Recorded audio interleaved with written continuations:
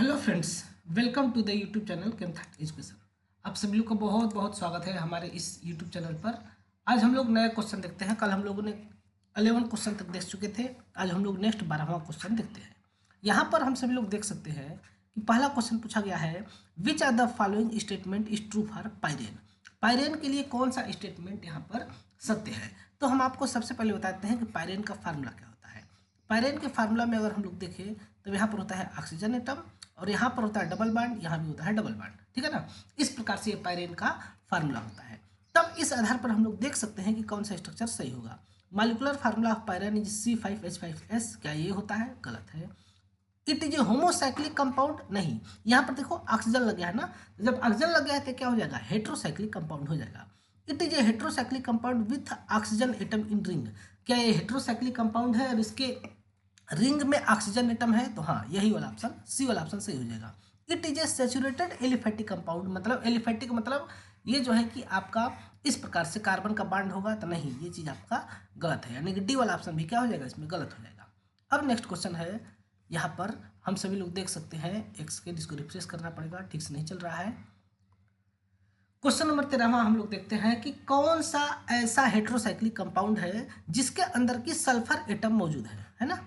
यहाँ पर देख सकते हैं, दिया है कि कौन सा ऐसा हेट्रोसाइक्लिक कंपाउंड है, कौन सा ऐसा रिंग है जिसके अंदर की सल्फर एटम मौजूद है। तब यहाँ पर देख सकते हैं फ्यूरेन, पायराल, पिरिडीन या फिर थायोफिन। इसमें से कौन सा होगा? तो इसके लिए हम लोग यहाँ पर स्ट्रक्चर बेसिकली देख सकते हैं बहुत ही आसानी से। तो उस स्ट्रक्चर के आधार पर हम लोग बता सकते हैं कि ऐसा कौन सा एटम है जिसके अंदर होता है। तो आपको हम जानकारी के लिए बता दें कि थायोफिन जो होता है उसके अंदर जो है कि हेट्रोसाइक्लिक कंपाउंड होता है और उसके अंदर सल्फर एटम मौजूद होता है। फॉर एग्जांपल देख सकते हैं,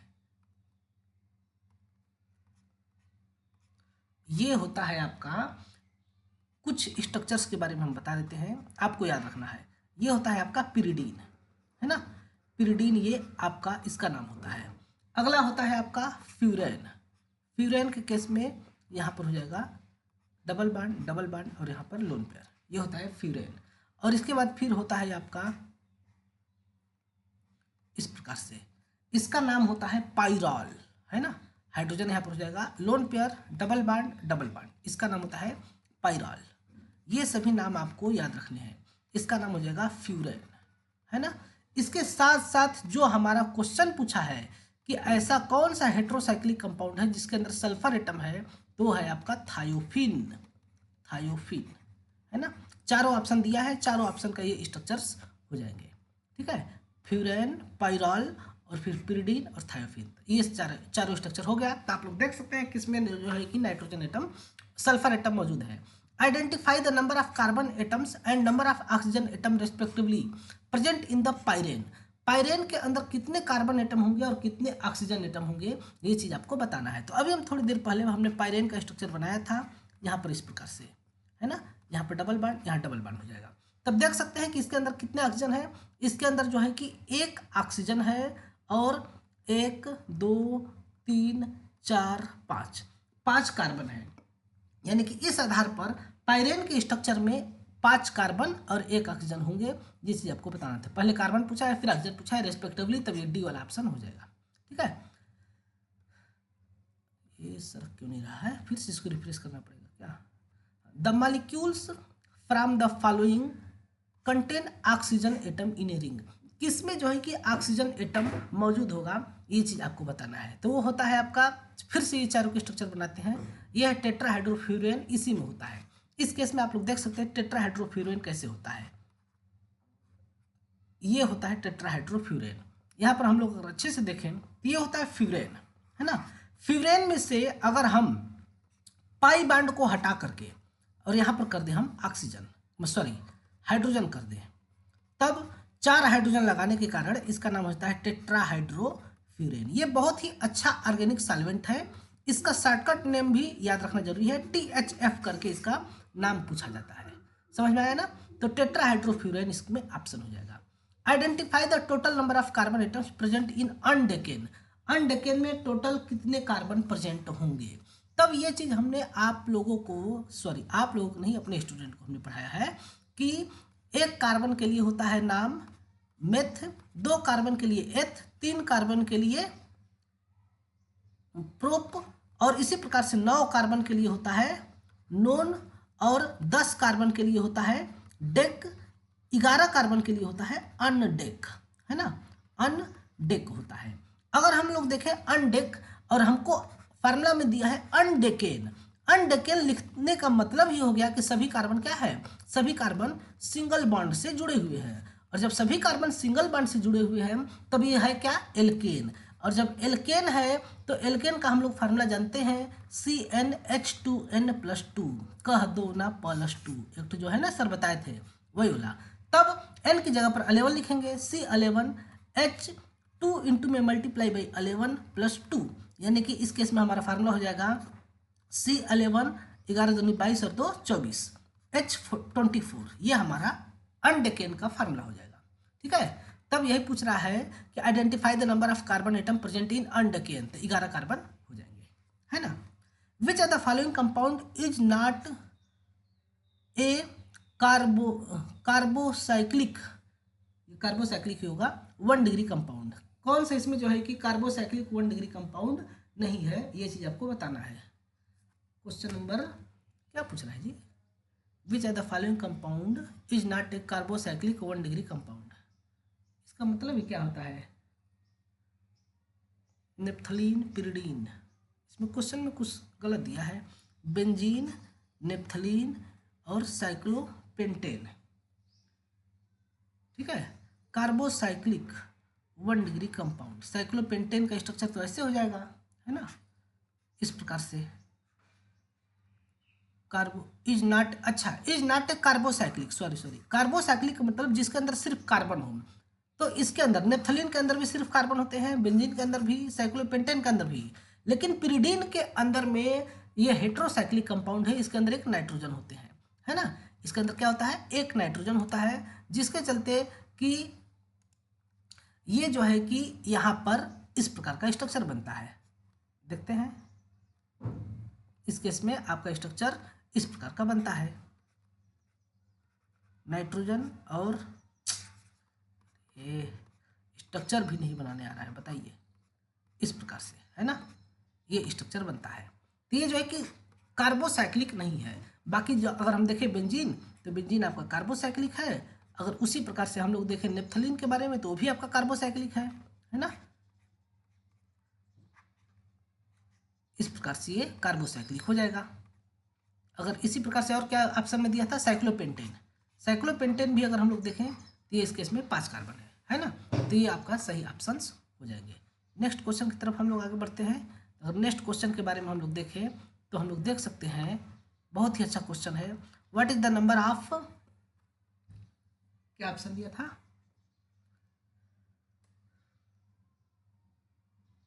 what is the number of CH2 group present in the, CH2 group present in the dodecane, dodecane में कितने CH2 ग्रुप होंगे, डोडेकेन का मतलब यहाँ पर होता है, ध्यान से हम लोग देखेंगे तो डोडेकेन का मतलब होता है कि 12 कार्बन होंगे, है ना, CH2 के कितने ग्रुप होंगे, और यहाँ पर CH3 और CH3, डोडेकेन का मतलब होता है 12 कार्बन, है ना, 12 कार्बन होने चाहिए।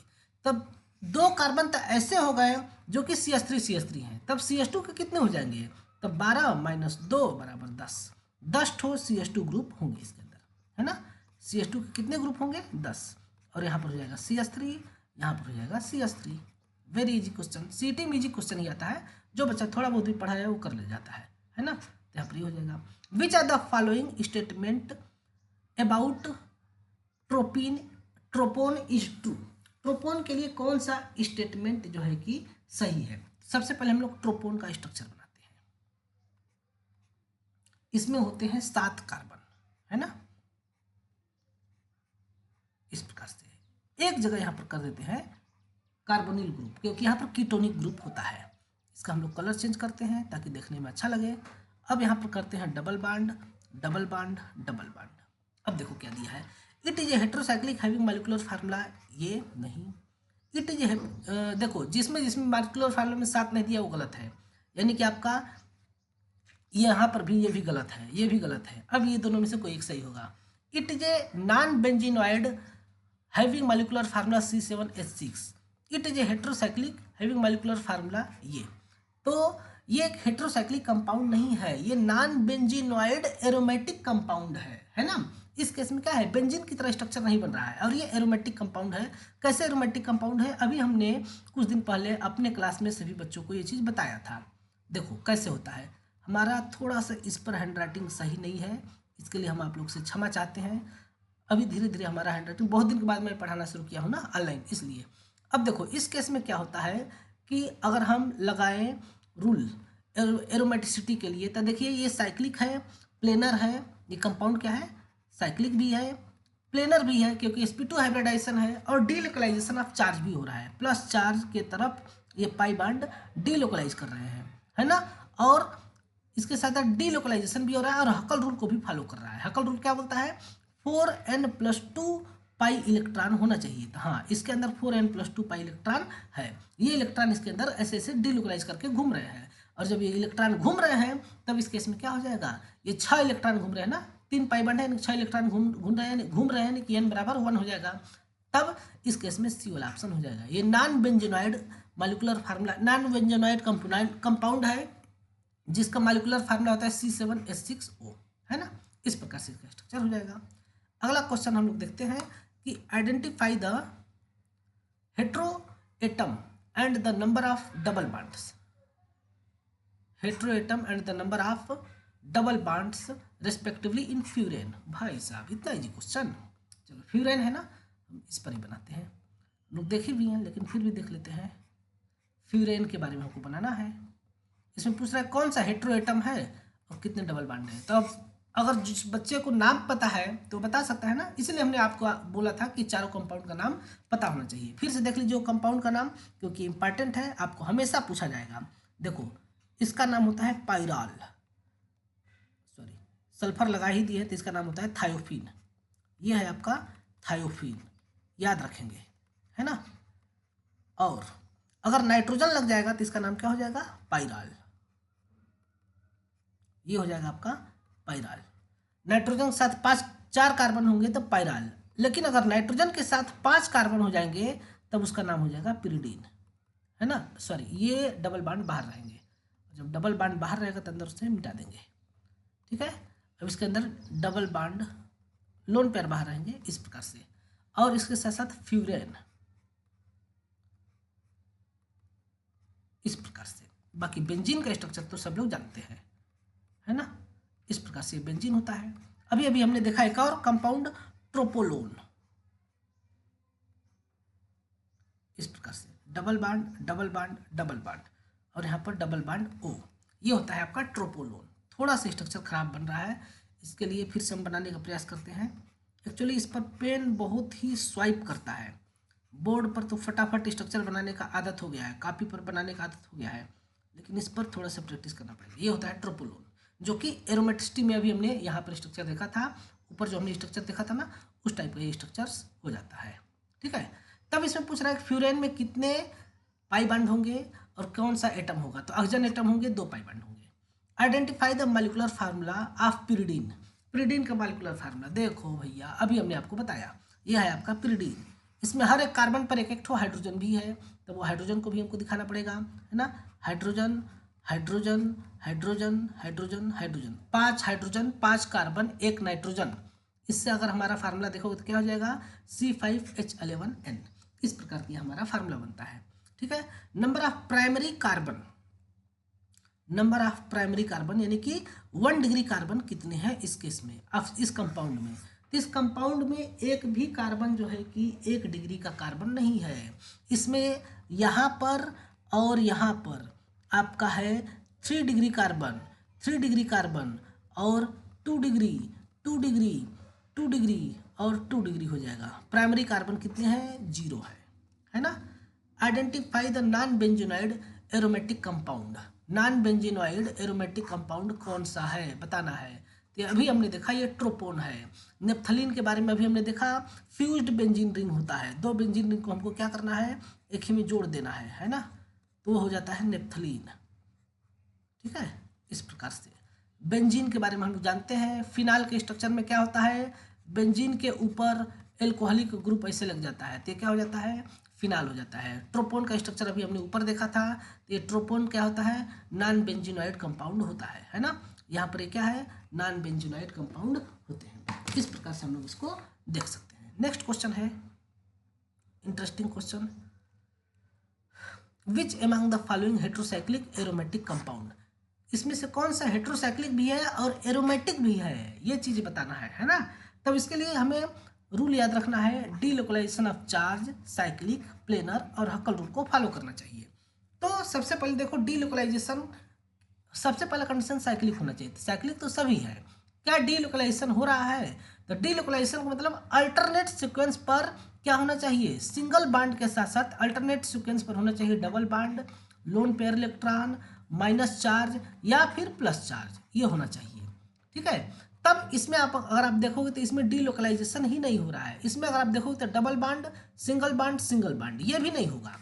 ठीक है, अब बाकी बचे ये दोनों, ये दोनों में अगर देखोगे तो ये है आपका होमोसाइक्लिक और ये है आपका हेट्रोसाइक्लिक, तो बस यही एक बचा, तो यही होगा। और इसके बाद देख सकते हो कि इसका हर एक एटम जो है कि नाइट्रोजन को छोड़ करके हर एक नाइट्रोजन को लेकर के भी हर एक एटम sp2 हाइब्रिडाइजेशन है, हाइब्रिडाइज्ड है, जिसके चलते कि प्लेनर हो जाएगा। और ये हकल रूल को भी फॉलो कर रहा है, यानी कि 4n+2 पाई इलेक्ट्रॉन भी रखा है, 4n+2 पाई इलेक्ट्रॉन भी रखा है, यानी कि n बराबर अगर 1 रखें तो इसके पास 6 इलेक्ट्रॉन होना चाहिए, जो कि है 3 पाई बांड का मतलब 1 पाई बांड में 2 इलेक्ट्रॉन, तो 3 पाई बांड में 6 पाई इलेक्ट्रॉन हो जाएंगे, है ना। तो ये वाला आपका ऑप्शन हो जाएगा। ये भी एरोमेटिक है, लेकिन ये आपका होमोसाइक्लिक एरोमेटिक है, benzene. Identify the heterocyclic compound from the following, naphthalene, cyclobutane, cyclohexane, thiophene. तो थायोफिन है आपका क्या चीज़, हेट्रोसाइक्लिक एरोमेटिक कंपाउंड है। एरोमेटिक नहीं बोला है ना, हेट्रोसाइक्लिक बोला है, ठीक है। लेकिन फिर भी ये एरोमेटिक भी है और ये भी है, तो ये हो जाएगा। कार्बन को हटा करके सल्फर लगाया गया है। साइक्लोहेक्सेन का स्ट्रक्चर जानते ही हो, साइकिल में 6 कार्बन हो जाएगा, इसको हम लोग बोलेंगे साइक्लोहेक्सेन। साइक्लोब्यूटेन का स्ट्रक्चर हम यहाँ ऊपर में बना दे रहे हैं, 4 कार्बन एक साइकिल में हो जाएंगे। नेप्थलीन का स्ट्रक्चर अभी हमने ऊपर बनाया था, ये वाला आप देख सकते हैं, ये आपका नेप्थलीन का स्ट्रक्चर है। ठीक है, अगला स्ट्रक्चर देखते हैं। अब हमारा शुरू होता है IUPAC नेम। कितने मिनट का वीडियो बन गया ये हम देख लें, इसके बाद फिर हम आगे बढ़ते हैं। अभी वीडियो बना है 17 मिनट का, यानी कि अभी हम और आगे पढ़ सकते हैं, क्योंकि हमको पढ़ने में मजा आ रहा है। ठीक है ना, अब हम लोग आगे देखें तो क्वेश्चन नंबर 26 की तरफ आगे बढ़ते हैं। तब इसमें अब हमको शुरू करना है IUPAC नेम, जो कि बहुत ज़्यादा इंपॉर्टेंट होता है। IUPAC नेम लिखते समय हमको ध्यान में रखना होता है एक रूल, और रूल हमारा फेमस रूल है, उसके बारे में हम लोग को देखना होगा। सबसे पहले तो हमें प्रियॉरिटी ऑर्डर वाला फंक्शनल ग्रुप पता होना चाहिए। इसके बाद कितने कार्बन के लिए कौन सा एल का प्रयोग करते हैं, सिंगल बॉन्ड के लिए एन, डबल बॉन्ड के लिए इन, ट्रिपल बॉन्ड के लिए आइन प्रयोग करते हैं। फंक्शनल ग्रुप में जो सबसे बड़ा होता है उधर से नंबरिंग शुरू करते हैं और लॉन्गेस्ट कार्बन चेन को सिलेक्ट करते हैं। ये सभी रूल हमने आपको बताया था। अगर आपको रूल नहीं पता है तो एक बार आप हमें कमेंट करके बता दीजिए, हम सभी रूल्स के ऊपर एक वीडियो बना देंगे आपके लिए, बहुत ही सुंदर सा वीडियो बनाएंगे। ठीक है ना, तो देखिए ये आपका एल्डिहाइड ग्रुप है, तो इसको हम नंबर देंगे 1, फिर 2, फिर 3। अब इस केस में जब एल्डिहाइड बड़ा है तो ये प्रीफिक्स के रूप में प्रयोग होता है, बेंजीन को प्रीफिक्स के रूप में प्रयोग करेंगे, यानी कि ये 4 कार्बन की मेन कार्बन चैन हो जाएंगी। और जब बेंजीन को प्रीफिक्स के रूप में प्रयोग होते हैं तो बेंजीन का प्रीफिक्स होता है फेनिल। अच्छा, उससे पहले हम आपको रूल बताते हैं, पी बाप्स यह रूल होता है। सबसे पहले लिखते हैं प्रीफिक्स, ठीक है, इसके बाद लिखते हैं हम ब्रांच, इसके बाद फिर लिखते हैं हम, यहाँ पर बताते हैं यार, अच्छा नहीं है तो आप लोग के लिए अच्छा से बताना है ना, prefix, branch, elk, bond, suffix.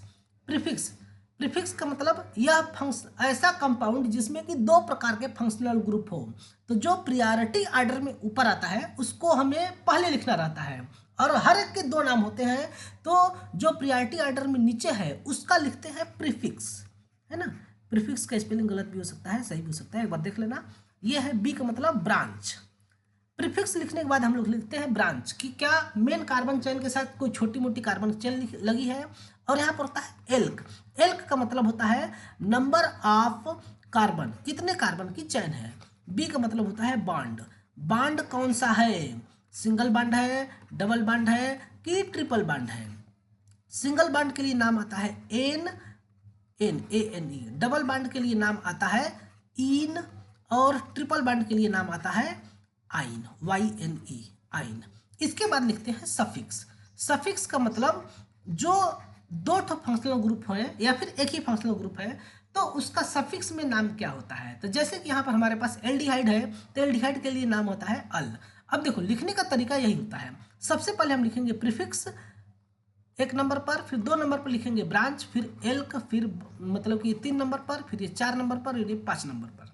ठीक है, तो हम लोग इस कंपाउंड में देख सकते हैं कि इसके अंदर हमारा ये चीज़ नहीं है, क्या कहते हैं उसको, ब्रांच नहीं है, सिर्फ और सिर्फ प्रीफिक्स है।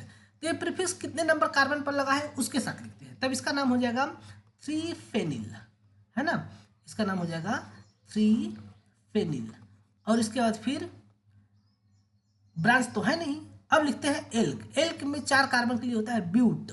अब ब्यूट के बाद लिखना है डबल बॉन्ड को, ब्यूट के बाद फिर 2 पर क्या है, इन है, 2 पर क्या है, डबल बॉन्ड है, तो डबल बॉन्ड के लिए इन हो जाएगा 2 इन।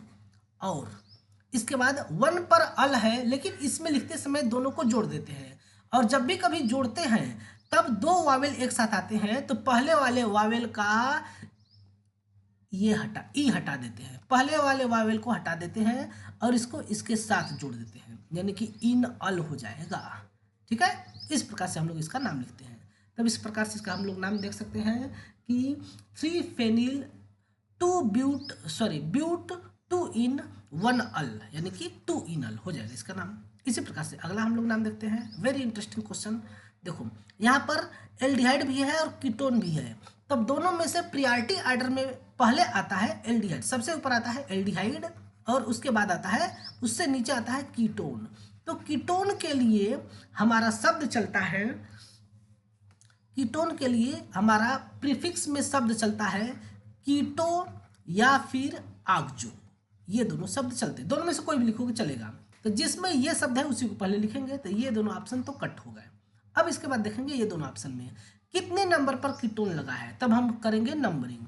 नंबरिंग करते समय ध्यान में रखेंगे कि अब यहाँ पर लिखेंगे 1, यहाँ 2, यहाँ 3, यहाँ 4 और 5, यानी कि 4 नंबर पर कीटोन है, यानी कि 4 आक्जो 5 कार्बन के लिए पेंटेन प्लस अल मिल करके पेंटेनल हो जाएगा। एल्डिहाइड का सफिक्स में नाम होता है अल, ठीक है, तब इसका हो जाएगा 4 आक्जो पेंटेनल, है ना। आगे बढ़ते हैं, ये कंपाउंड देखिए, अब ये कंपाउंड इंटरेस्टिंग कंपाउंड है, ठीक है।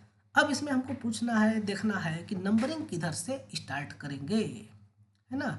ये आपका है ब्रांच, ये आपका है प्रीफिक्स, और यहाँ पर ये भी ब्रांच, ना ना ना ना ना ना, ये ब्रांच नहीं है, ब्रांच ये नहीं है, क्योंकि यहाँ पर 2 कार्बन है ना, तो जब 2 कार्बन है तो ये मेन कार्बन चेन में आ जाएगा, और उसके साथ साथ ये भी मेन कार्बन चेन में आ जाएगा, यानी कि एक्चुअल में अगर हम इसको लिखें तब हम ऐसे लिखेंगे सी सी सी सी, कितने कार्बन है, 1 2 3 4 5 6, 4 के बाद 5 6, है ना।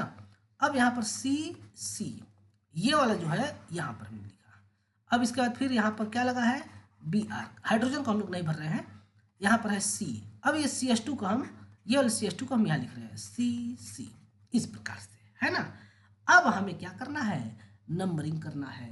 तो नंबरिंग करते समय अब हमें ध्यान रखना है कि नंबरिंग हम लोग किधर से करेंगे, तब जिधर से इस ब्रांच और प्रीफिक्स में से प्रीफिक्स को जिधर से कम नंबर मिलेगा उधर से नंबरिंग करेंगे।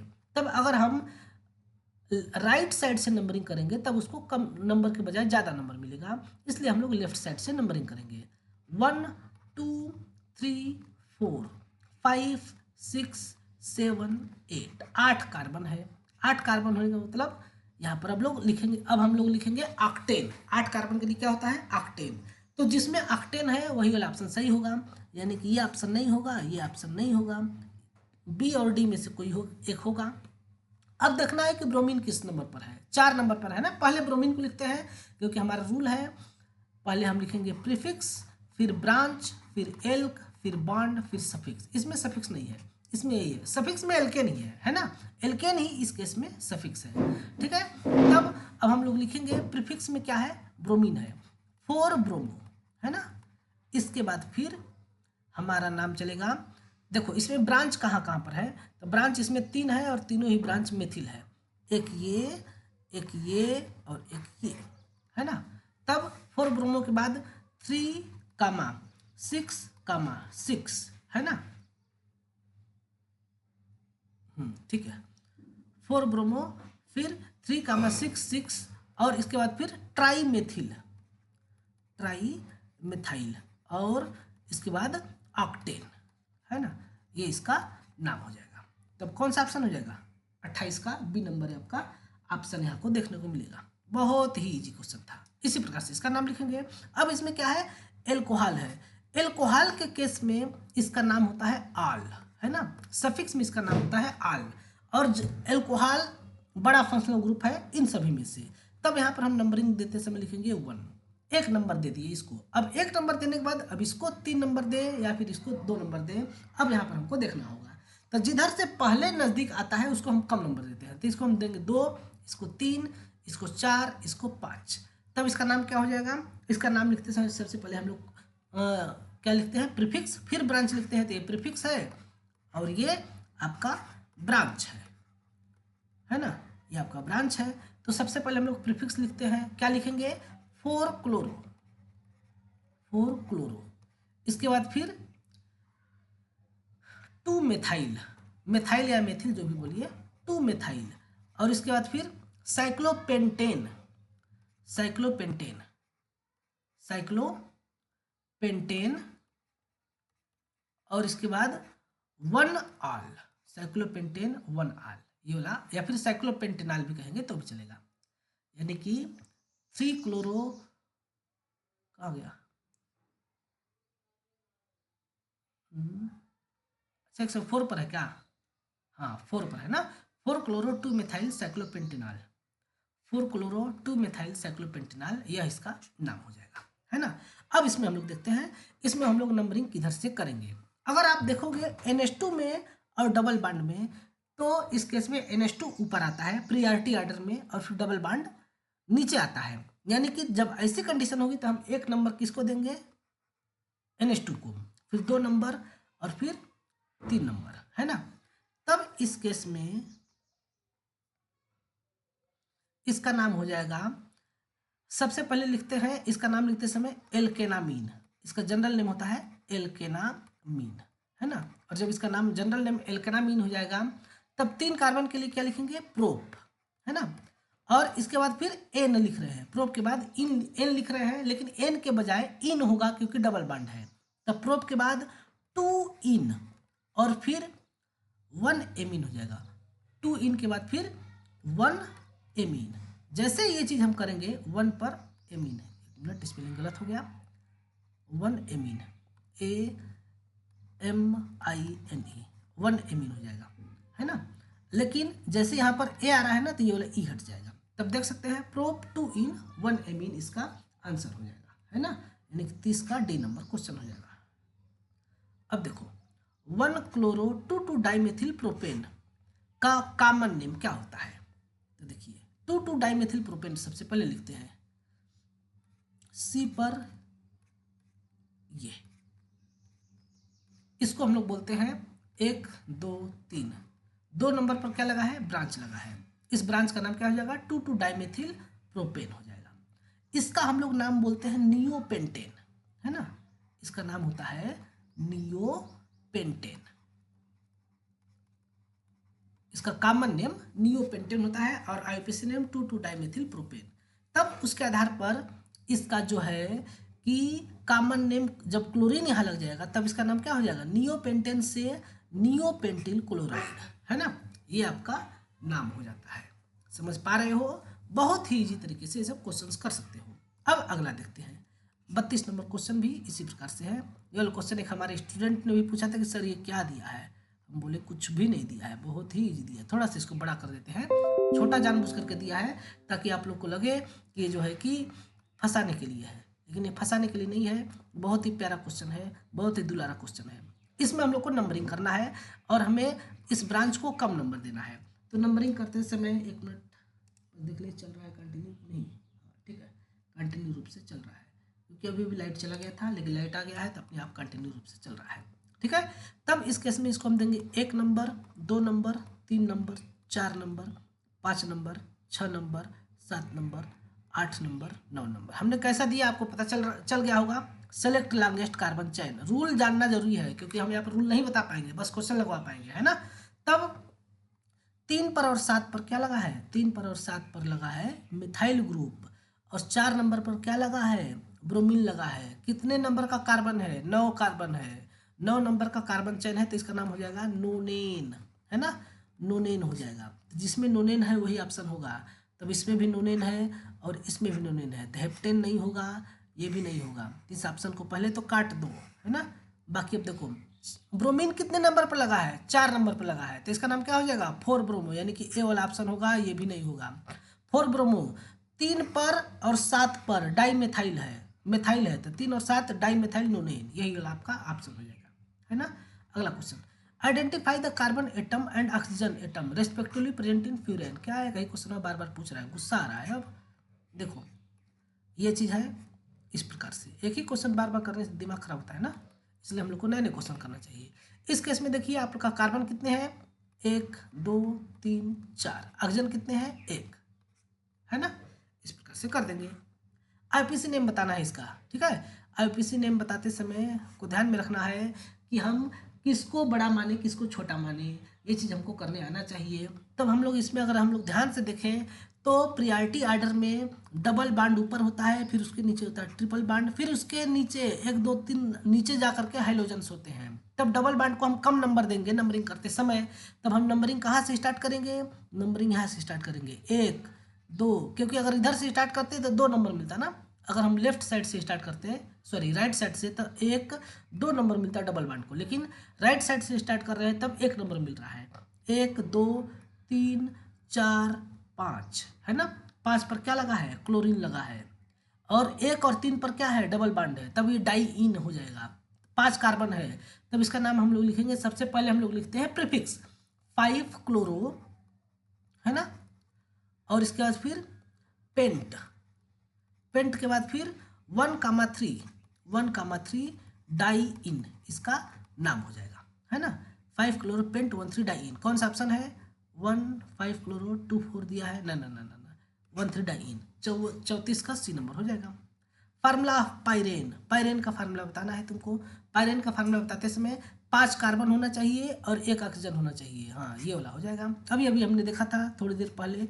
पायरेन इसलिए भी इंपॉर्टेंट है ना क्योंकि ये कार्बोहाइड्रेट चैप्टर पढ़ोगे तो जो फ्रक्टोज होता है ना वो पायरेन के स्ट्रक्चर पर होता, सॉरी फ्रक्टोज नहीं, ग्लूकोज पायरेन के स्ट्रक्चर पर होता है, और फ्यूरेन का स्ट्रक्चर पर होता है फ्रक्टोज, है ना। फ्यूरेन, फ्रक्टोज, पायरेन, ग्लूकोज, इस प्रकार से होता है डबल बांड, यहाँ पर लोन पेयर। तो ये होता है पायरेन। कितने कार्बन है, 1 2 3 4 और यहाँ पर 5। इस कार्बन से 2 हाइड्रोजन लगे हैं, इसलिए C5H6 और O ये वाला ऑप्शन हो जाएगा। IPC name of this compound, इस कंपाउंड को देखोगे तो अगर आप दिमाग नहीं लगाओगे तब कहोगे कि 1 2 3 ये 3 कार्बन चेन है, लेकिन ये आपका गलत है। इस केस में क्या है, C और यहाँ Cl लगा है, लेकिन यहाँ पर C2H5 है ना, तो C यहाँ पर C इस प्रकार से है। तो जब इस प्रकार से है तब हमें सबसे पहले क्या करना होगा, select longest carbon chain.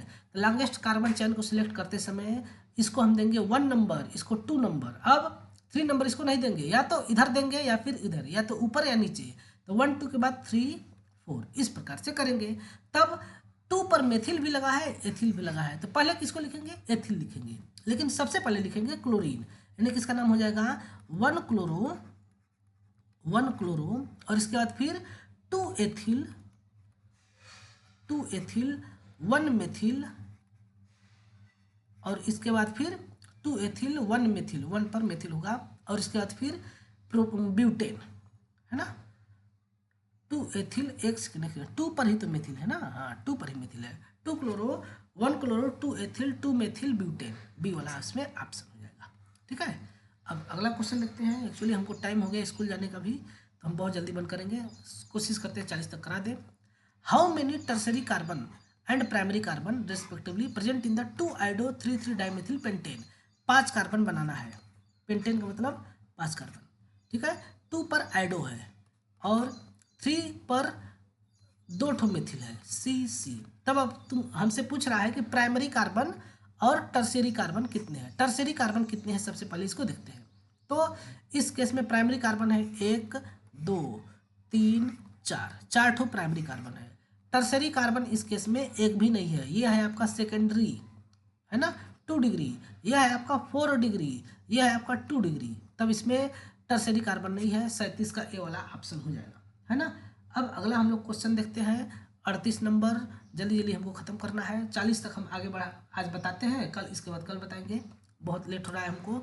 What is the molar mass of the compound.